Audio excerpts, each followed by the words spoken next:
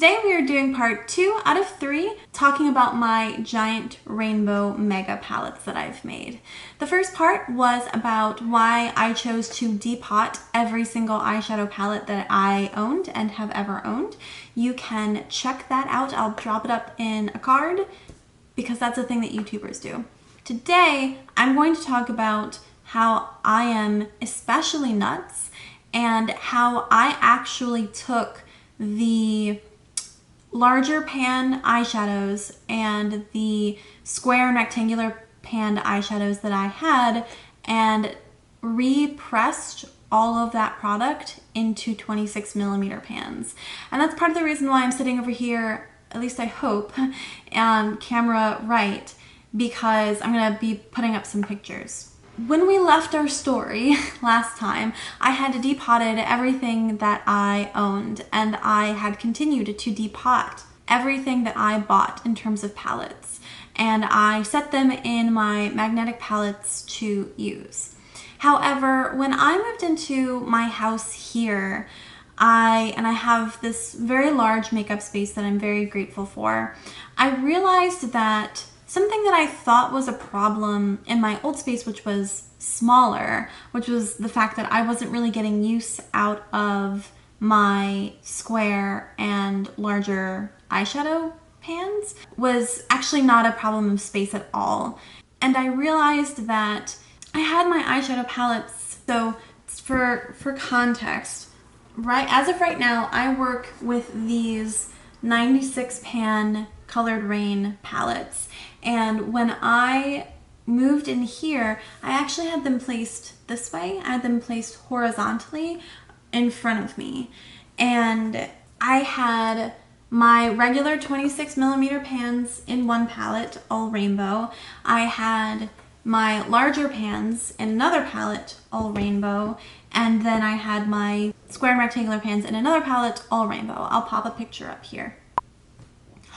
And what I found was that having them arranged like that, I just wasn't pulling from the big ones or the square ones. And I just thought like, well, that doesn't seem quite right because I have lots of ones from both of those palettes that I absolutely adore, but I'm just not pulling from them. I also really didn't like how messy it looked. I had them sorted by size and shape to keep them from looking messy, but it just wasn't helping. It wasn't really doing it for me. I really wanted something that looked a lot more uniform, and when I looked at my workspace for the day, all I wanted to see, all I wanted to have to process was color.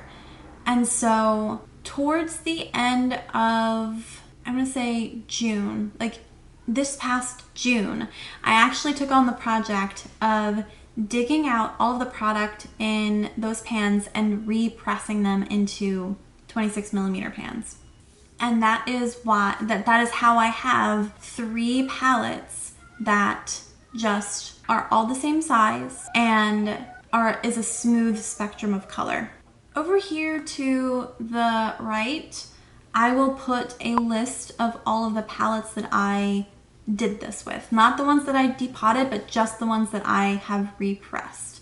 I would say it probably took me 2 or 3 weekends to get all of them done between the big ones and the square ones. I did my big ones first because if it all got messed up or if I broke anything or if I ruined a shadow, I knew I was going to have extra product to try again. That's why I started with my big ones. After those were done, and they mostly went very well, I decided that I did want to do my square and rectangular ones, but the big thing I was concerned about was not having enough product to fill out a pan. A lot of the times, especially just off the top of my head, I'm thinking about the Pinky Rose palette that I have that I love. I loved that. I love that formula. The pans are square and they're not as big as, say, the Ace Beauty square pans. So I was really worried about being able to fill out that pan, and then of course because they're smaller, if I messed it up, I didn't have any left. I didn't have any extra. So it took me a couple of weeks of kind of like thinking and reflecting to decide that that's what I want to do. did it, and for the most part, it all went incredibly, incredibly well. By and large, they all fit. They all press into pans.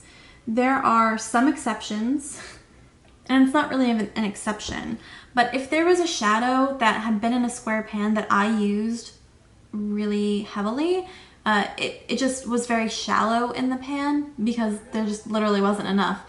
And that doesn't really have anything to do with the product or how much you got in it. It's just that I used the shit out of it. So this is Ace Beauty's Sunflower from the Classical Paradise palette. And I'm not sure if you can tell, but it just sits very shallow in the pan. And it pressed just fine. I was able to get the press that I was using down into the shadow, and it worked out beautifully.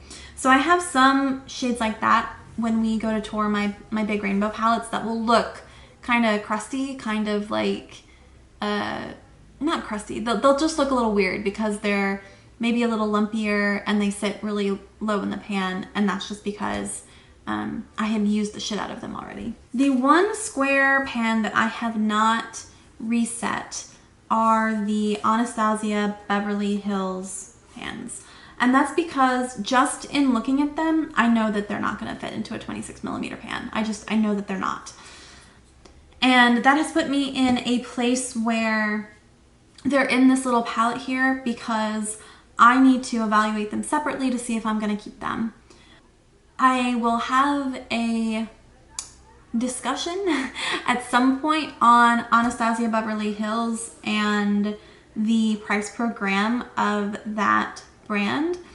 But I have to say that I'm very grateful for having undergone this project and repanning those shadows, because I will probably never ever buy another Anastasia palette because it's really set in stark relief just how little you get for how much money you're paying. But that's going to be a different video. The only other eyeshadow formula that comes to mind that I struggled with was the Alamar formula. And the problems that I had with that was that they bound to each other just fine, but they didn't bind to the pan. And I will say that that is a real shame because I love the Alamar formula. Yeah, so this is Alamar's Cafecito. And I mentioned in my broken eyeshadow palette video that this I actually had to put in the pan several times before it broke. And what would happen is that it's a matte, so it developed cracks, and that's completely normal. But it, like when I would touch it or swatch it, I could feel it moving around in the pan. And that happened with almost all of the mattes from that palette. And I've got them, I've kept them for now, but they were really difficult to do. I would not say that I regret it, but it is something that I would pass on to somebody else to say like, hey, just so you know, this is a problem that I had. With that said, I did use a different set of pans with that round of repanning than I did with some of the others. And that pan in general was not my favorite, so it could have been the pan as well. The biggest advantage of repanning is, I mean, I would say is fairly obvious. You get this lovely big palette of a smooth spectrum of colors that you can now pick and choose from. Everything kind of sits next to each other so that you can compare things without having to pull out a palette and swatch it. And it also allows me to put everything in front of me so that I can see. That was the biggest priority for me in my eyeshadow process. So for that reason alone, it is worth all of the, honestly, a great deal of work that went into them. And I have to say, like, the payoff for me is absolutely worth it. However, for anyone else embarking on this journey, I will say, like, check out my broken eyeshadow palette video or any of my depotting videos, and you can see just how messy the process is. And it's messy, it's dirty, like eyeshadow gets into your fingers, the alcohol really dries out your hands, and it's a lot of work, and it can be really unpleasant. Not like, you know, menstrual cramping unpleasant, but just like it's work, right? It is work. It's an investment of time and effort into your workflow. For me, it's worth it, but it's not going to work for everybody. And I would strongly encourage like reflection on like what the problem is you're trying to solve before you embark on something like this, because it's a lot. The other big disadvantage is that obviously you don't have intact palettes anymore. I know a lot of artists really like working out of palettes because having a more limited color story helps them pick and choose what to do. I don't feel that pull. I don't feel that compulsion. I don't need help. But I do enjoy making my own curated color stories, and I will do that from time to time with my, you know, my singles, my giant collection here, because I do like that. So it's just something to keep in mind. If you like someone curating color stories for you and you like palettes because they are curated color stories, maybe depotting and repanning isn't for you. But you also might find that having your shadows arranged in that way is very useful. To each their own. Some of the other advantages that I haven't talked about yet are just, I feel like I have so much more control over my makeup and my eyeshadow. Like I mentioned, I can pick stuff out of my big palettes and make smaller curated ones. I can move things around. I can see things next to each other, like I said. It just feels like it's mine. And it feels like a collection that's mine and a collection that works for me. And I really like that. Something that I'm working on right now is I am about to reorganize everything, and I might take an entirely different approach to just how my eyeshadows lay out. And I'm really excited to explore that too. And so I get to explore different workflows because I have that control. And that's really important to me. The other thing that I have control over is how tightly my shadows are pressed into their pans, which is really nice. I have some formulas that I felt were a little dry, a little crumbly, a little too hard to get out, and after I repress them, I like them much more. So that gives me an edge too, in that the colors that I have are somewhat customized performance-wise to my preferences. So someone else has done the parts that I can't do, which is like color formulation and dyeing and producing of eyeshadows, whereas I feel confident in changing how they are pressed, and that gives me control over my makeup as well. I will say that I prefer repanning over depotting, which sounds a little strange, partially for that reason and that I have control over the press, but also when you repress the shadow, you have a much higher stability than when you depot, because when you depot something and you're just taking it out of the packaging, that process is, I'm sure many of you know if you've ever tried it, can sometimes cause breakage underneath the surface of the shadow. And what will happen is, just as you're going around the normal kind of shuffle that any palette is going to undergo, those cracks deepen over time and it crumbles. I feel much more confident in the shadows that I have repressed and their stability than the shadows that I have just depotted. So that's also a really nice aspect to it. It's not a big enough seller for me to repan everything that I depotted, God no, but it is a nice advantage. The last thing I want to talk about with regard to repanning is touching on something that I mentioned in my depotting video, which is how this impacts my makeup purchasing. And I'm pretty sure I mentioned this in my depotting video as well, but I absolutely do buy palettes, will continue to buy palettes. I like palettes. And in particular, since I make makeup content, having palettes to work with is important for, staying relevant in that sphere. However, I do find myself, if there's a palette with a color story that I really like, if the palette has square pans, I'm so much less excited to buy it than if it didn't. And that's just because repanning is a pain. It just is. And I think that it's not a deal breaker by any stretch of the imagination, but it is something that is now a factor.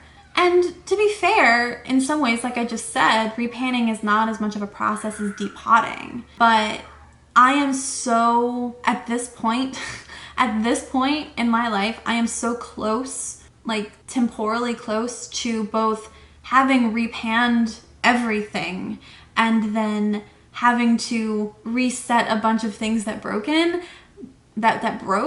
am not at all keen to do very much more repressing if I can avoid it for the foreseeable future. It's definitely not a deal breaker by any means, but it is something that gives me pause. It depends on what the offerings are and how everything goes. But I'm looking at my palette wish list right now, and 1, 2, 3, 4, 5, 6, 7. 7 of them have square pans. I just don't want to. I just don't want to. At least not right now. So it's very likely that I will gravitate towards the circular pans before I buy any of the others. We'll see. I think that's all I have to say on this. I'm so happy with this system, and if this is something that appeals to you, I absolutely intend to have content that will help you get there. We're just in the process of getting there. Thank you for watching this video. I hope that you found it interesting. If you did like it, please give it a thumbs up. Leave me a comment down below. What do you think about my giant rainbow palettes? I'd really love to hear it. If you like me and my flowing red hair, please do also subscribe to the channel. I upload on Mondays, Wednesdays, and Fridays for the foreseeable future. You can find me on the internet at Faces by Gina. Right now, I'm on Instagram and Facebook under that name, and I post there every single day. I hope that you're having a great day no matter where you are, and please do remember to think deeply and engage the world around you as you're being good to yourself and being good to others as well. I'll see you out there on the internet. Bye.